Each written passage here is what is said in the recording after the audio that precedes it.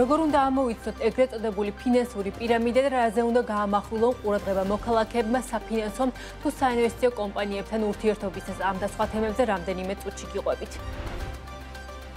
2026 წელს ინფრასტრუქტურის მიმართულებით 7.6 მილიარდ ლარზე მეტი მიემართება, მათ შორის ჩქაროსნული მაგისტრალების მშენებლობას 691 მილიონი ლარი მოხმარდება. სანამ ეს უწყება იარსებებს, მისი ხელმძღვანელი მე ვიქნები. ანტიკორუფციული ბიუროს ხელმძღვანელი ამბობს, რომ სამსახურში რჩება და ბიუროს ხელმძღვანელობას აგრძელებს. წელს 9 თვეში სამხრეთ კავკასიის გაზსადენით 17.2 მილიარდი კუბური მეტრი აზერბაიჯანული გაზის გატარება მოხდა. რუსეთის მთავრობა პირველად ისტორიაში ჩინურ იუანში დენომინირებულ ფედერალურ სასესხო ობლიგაციებს განათავსებს, ობლიგაციები მოსკოვის ბირჟაზე დაილისტება. მოგესალმებით, საქმის კურსი პირდაპირ ეთერში ბრუნდება. მე ნუცა შუბაშვილი ვარ და ეკონომიკისა და ბიზნესის სიახლეების შესახებ გიყვებით. პროკურატურამ ყოფილი პრემიერ-მინისტრის და გახარია საქართველოსთვის ლიდერის გიორგი გახარიას წინააღმდეგ სისხლის სამართლებრივი დევნა დაიწყო. ამის შესახებ გენერალურ პროკურატურაში რამდენიმე წუთის წინ გამართულ ბრიფინგზე გახდა ცნობილი. გენერალური პროკურორის გიორგი გვარაკიძის განცხადებით საქმე ეხება 2019 წლის 20 ივნისის აქციას და ეგრეთ წოდებულ ჩორჩანას ეპიზოდს. საქართველოს პროკურატურამ საქართველოს ყოფილი პრემიერ-მინისტრის გიორგი გახარიას მიმართ სისხლის სამართლებრივი დევნა დაიწყო. საქმე ეხება საზოგადოებისათვის კარგად ცნობილ 2019 წლის 20-21 ივნისის და ჩორჩანას ეპიზოდებს. კერძოდ, პარლამენტის სასახლის მიმდებარე ტერიტორიაზე გამართული საპროტესტო აქციის მიმდინარეობისას 2-ზე მეტი პირის მიმართ ჯანმრთელობის განზრახ-მძიმე დაზიანების ორგანიზების და სახელმწიფო პოლიტიკური თანამდებობის მქონე პირის მიერ სამსახურებრივი უფლებამოსილების გადამეტების ფაქტებს.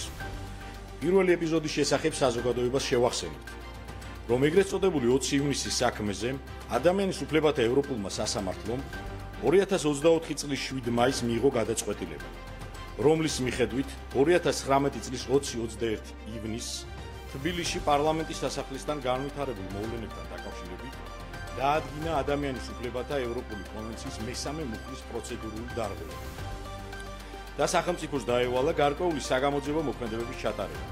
ასევე მიეცა რეკომენდაცია შეეფასებინა ღონისძიების დაგეგმვასა და შესრულებაზე პასუხისმგებელი პირების ქმედებები.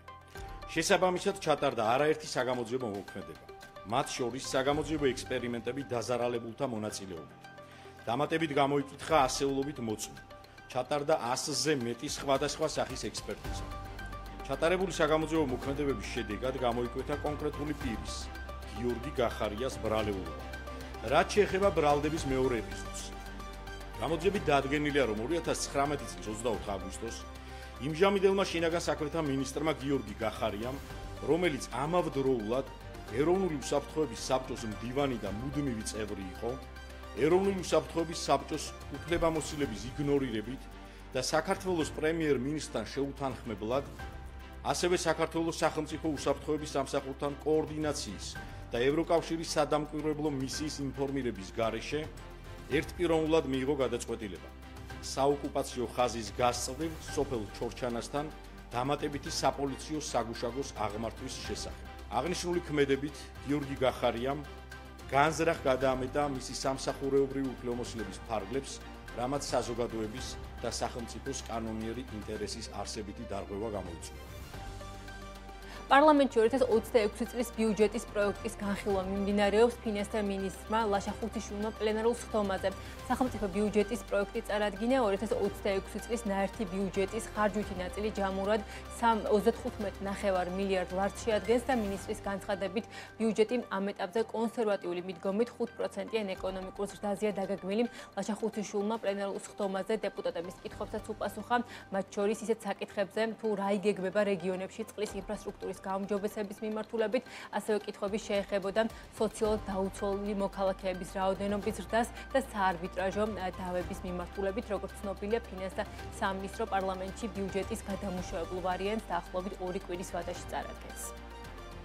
ერთადერთი თემა, რომელზედაც მინდა გავამახვილო ყურადღება, ეს არის, რომელიც ასევე ძალიან ღმად წამოიწია ამ არჩევნების პერიოდში, ბოლო არჩევნებზე, თუმცა ეს პრობლემა ყოველთვის იდგა. ეს არის წყლის პრობლემა, წყლის პრობლემის გადაწყვეტა. ყველა დეპუტატებს ალბათ ამას ეუბნებოდნენ ყველა რეგიონში, რომ კატასტროფული მდგომარეობაა წყლის მიმართულებით. ამიტომ ჩვენ ეს თანხები გადამუშავებული ვარიანტი რომ შემოვა ბიუჯეტში, მე თხოვნა მექნება რომ ეს ციფრები კიდევ გავზარდოთ. წყლის ინფრასტრუქტურაზე ყველა ქალაქში, რომ ყველა ქალაქში 24 საათის განმავლობაში შესაძლებელი იყოს წყლის მიწოდება და ვფიქრობ უახლოეს პერიოდში, უახლოეს წლებში ეს სრულად იქნება და ესე ვთქვათ დასრულებული, თუმცა ამავდროულად ჩვენ ვიწყებთ უკვე სოფლების ესე ვთქვათ ნაწილსაც და ბუნებრივია ამისთვის თანხები გამოიყოფა როგორც ბიუჯეტიდან, ასევე იქნება საერთაშორისო საფინანსო ინსტიტუტებიდან, რომლებიც აქტიურად არიან ჩართული. მიუხედავად იმისა, რომ ამ დოკუმენტში თქვენ ესეთ დელიკატურად საკმაოდ იყენებთ სიტყვას პოტენციური, ხო? ეს 4.1 მილიარდს ეხება, ჩვენ ხომ კარგად ვიცით, რომ ამ მართლაც ასტრონომიული თანხის მნიშვნელოვანი ნაწილი უკვე წაგებულ სასამართლო დავებზე მოდის, ხო? ამ ყველაფრის ფონზე თქვენ წარმოგვიდგენთ ახლა ფისკალურ დოკუმენტს 2026 წლის ბიუჯეტის პროექტს, სადაც რეალურად არ ჩანს თუ საიდან აპირებთ ამ თანხების დაფარვას. ფისკალური რისკების დოკუმენტი მოიცავს ყველანაირ ესე ვთქვათ ფისკალურ რისკს, პრაქტიკულსაც და თეორიულ რისკსაც, მათ შორის არის ესე ვთქვათ საერთაშორისო დავები, თუმცა ამ მიმართულებით ბიუჯეტში თანხები ესე ვერ იქნება ასახული. თქვენ გახსოვთ ერთ-ერთ პროექტთან მიმართებაში 1 მილიარდ 500 მილიონს ედავებოდნენ სახელმწიფოს და ისე აღმოჩნდა, რომ აქეთ ქონიათ თურმე გადასახდელი თანხა სახელმწიფო ბიუჯეტში, ხო? ვერც შემოსავლის ნაწილი იქნება აქ ასახული და ვერც ხარჯების ნაწილი. ქვეყანას 170,000 გაღარიბებული, გაღატაკებული ადამიანი და მოქალაქე შეემატა. მაინტერესებს 170,000 ადამიანი ბოლო 4 წელიწადში გაღარიბდა? თუ კი, მაშინ ეკონომიკური ზრდა რაში გამოიხატება? ამ მიმართულებით შემიძლია გითხრათ ორი ფაქტორი, ორი განსაზღვრელი ფაქტორი, რატომ არის რაოდენობა გაზრდილი.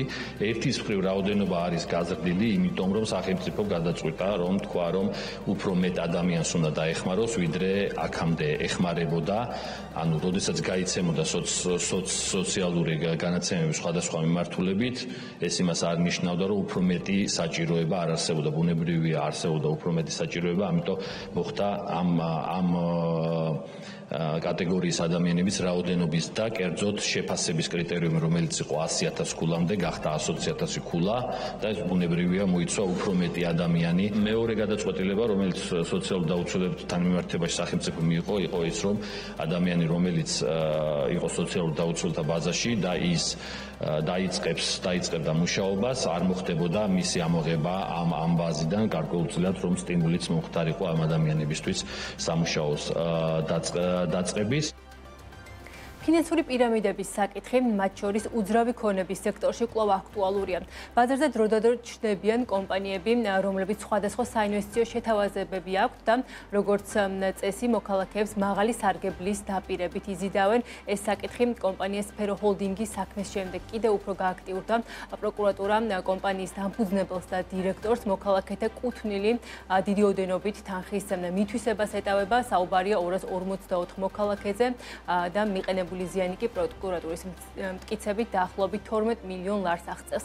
რატომ რისკავენ ადამიანები რისკის გათვითცნობიერების გარეშე, როგორ უნდა ამოვიცნოთ ეგრეთ წოდებული ფინანსური პირამიდა და რა როლი აქვს ასეთ ვითარებაში სახელმწიფოს, სტუმართან, იურისტთან, ასევე ორგანიზაცია საქართველოს ადვოკატები დამოუკიდებელი პროფესიისთვის თავმჯდომარესთან ნინო ლიპარტიასთან ერთად ვაგრძელებთ თემაზე საუბარს. მოგესალმებით ნინო. ძალიან დიდი მადლობა თქვენი დროისთვის და სტუდიაში სტუმრობისთვის. პირიქით დიდი მადლობა, ძალიან საინტერესო, პრაქტიკულ და პრობლემურ საკითხს შეეხეთ. სრული გადაჭარბების გარეშე შემიძლია ვთქვა, რომ ეს არის საკითხი, რომელიც მუდმივად აქტუალურია ჩვენს ქვეყანაში სამწუხაროდ. მოდით, ჩემ პირველი კითხვა ასეთი იქნება, რადგან ბაზარზე ფაქტია, რომ კვლავ არის ასეთი პრაქტიკა და საგამოძიებო უწყების პროკურატურის მტკიცებით კონკრეტულ მოქალაქეებსაც საკმაოდ დიდი ოდენობის ზიანი მიადგათ.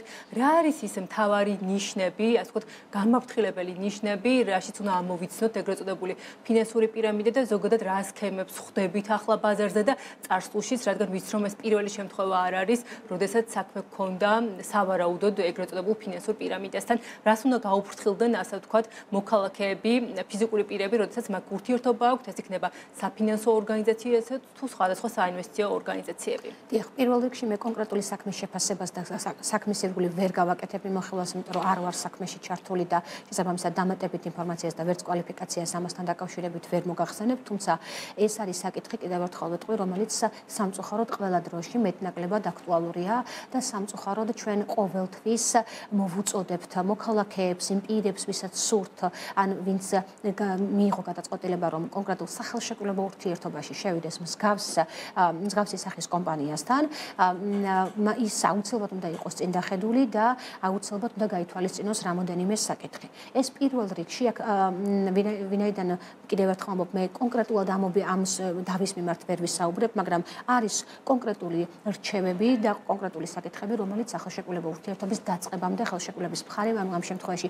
ფიზიკურმა პირებმა, იმიტომ რომ როგორც წესი, თქვენს ახსენეთ კიდევაც ამ კონკრეტულ შემთხვევაში დაზარალებული არის 254 მოქალაქე, თუმცა ჩვენ გვახსოვს სხვა кейსები, ბუნებრივია, ახლა მე ვერ დავასახელებ კონკრეტულს, მაგრამ სულ რამოდენიმე წლის წინ ძალიან გახმაურებული საქმე იყო, სადაც მიკროსაფინანსო ორგანიზაცია, რომელსაც ძალიან დიდი რეკლამა ჰქონდა და მათ შორის ძალიან ცნობილი სახეები უწევდა რეკლამას, მათ კონკრეტულად ისესხეს საქართველოს მოქალაქეებისგან თანხა, კონკრეტული საკმაოდ სუყე და საკმაოდ კარგი მოცულობის საპროცენტო სარგებლის დარიცხვისა და თანხის ძირთან ერთად ამ საპროცენტო სარგებლის უკან დაბრუნების პერსპექტივით.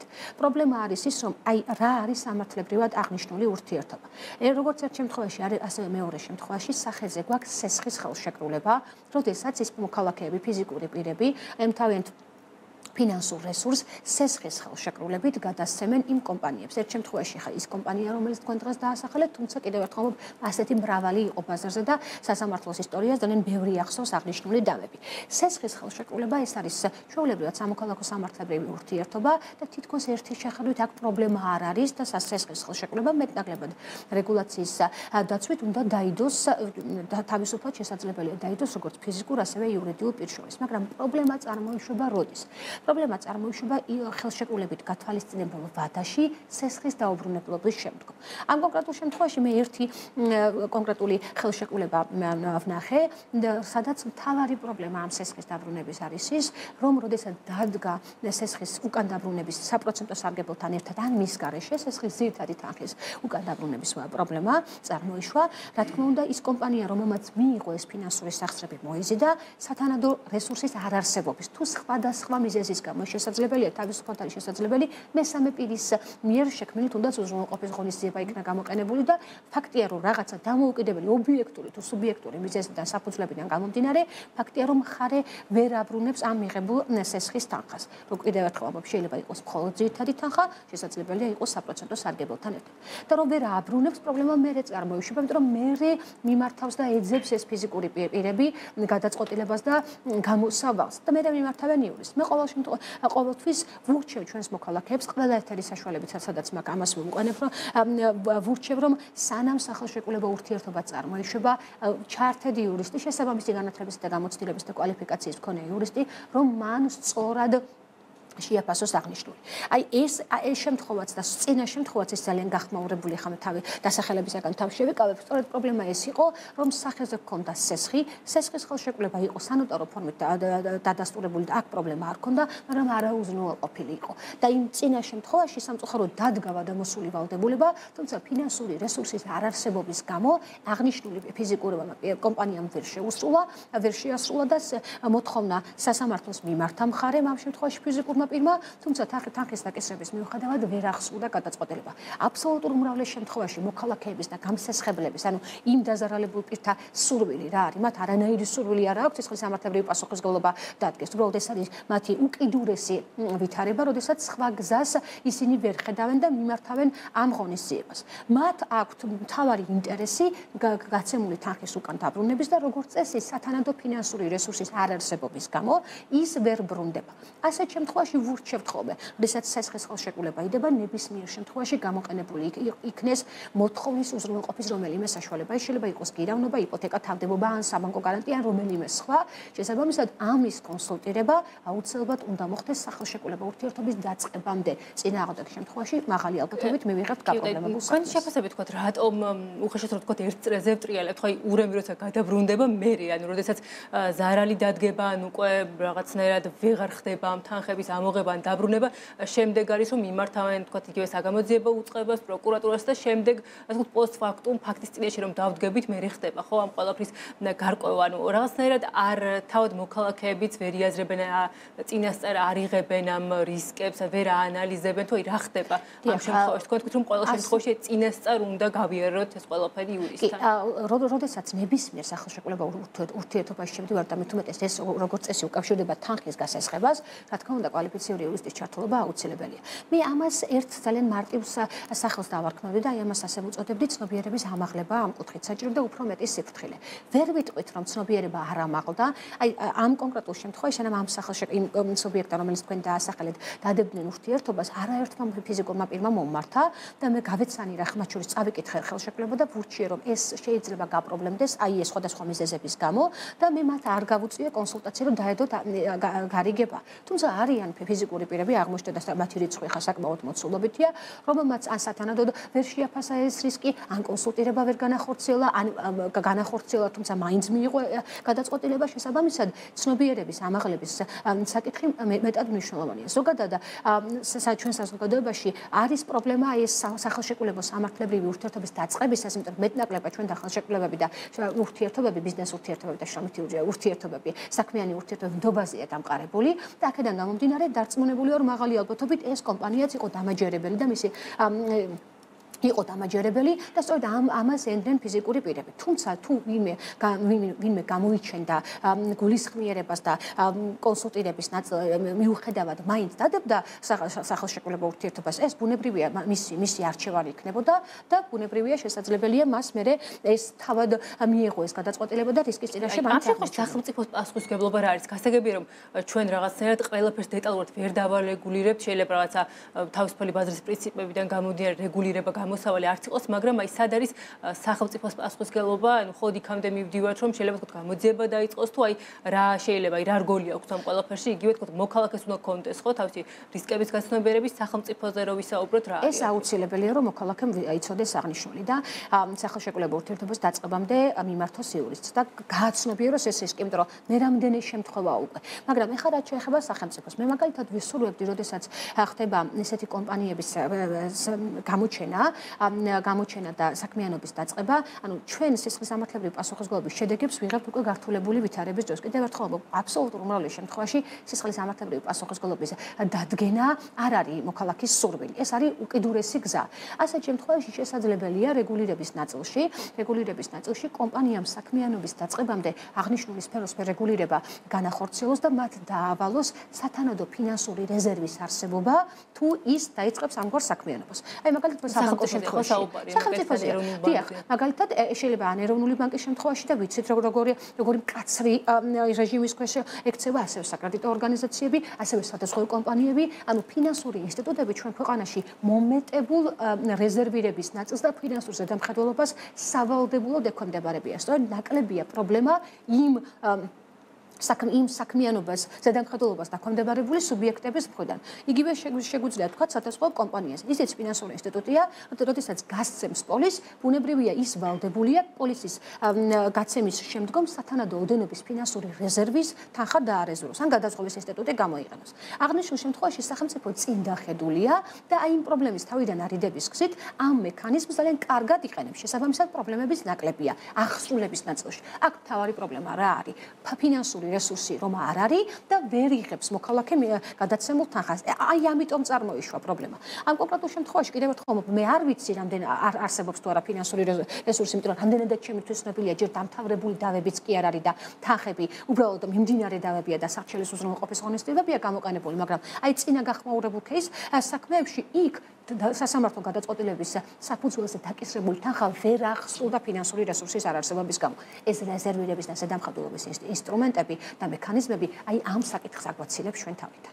ძალიან დიდი მადლობა საინტერესო საუბრისთვის. პრინციპში მიმოვიხილეთ ეს საკმაოდ საჭირო საკითხი და ბუნებრივია შემდეგ დაუბრუნდებით კვლავაც ამ თემებს. ნინო ლიპარტია იურისტი და ორგანიზაცია საქართველოს ადვოკატების დამოუკიდებელი პროფესიისთვის თავმჯდომარე იყო ჩვენი სტუმარი. როგორც მოისმინეთ, ჩვენ საუბრობდით მათ შორის ბოლო პერიოდში მომრავლებულ შემთხვევებზე, ეგრეთ წოდებულ ფინანსურ პირამიდებთან მიმართებაში. საქმის კურსი ამ დროისთვის დასრულებულია. ჩვენ უკვე ერთმანეთს 17 საათსა და 40 წუთზე შევხვდებით დროებით.